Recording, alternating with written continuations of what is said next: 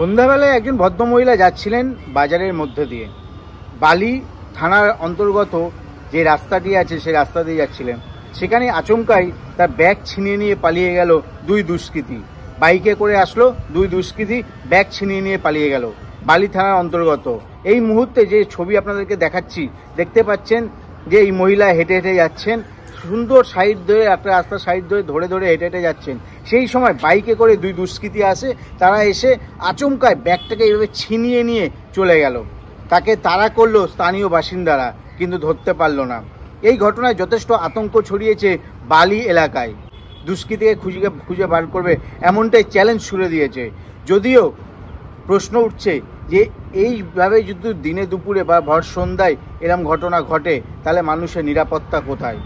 এর আগেও হাওড়া স্টেশনের সামনে আপনাদের মনে থাকবেন, একজন ভদ্রমহিলা গলার হার ছিনিয়ে নিয়ে পালিয়ে গেছিল। আবার এরকমভাবে ব্যাগ ছিনিয়ে নিয়ে পালিয়ে যাচ্ছে। দুষ্কৃতীদের বারবারন্ত বেড়েই চলেছে। যদিও প্রত্যেকটা ঘটনাতেই পুলিশ তদন্ত করেছে এবং যথারীতি ব্যবস্থা নিয়েছে, দুষ্কৃতীদের গ্রেপ্তার করেছে।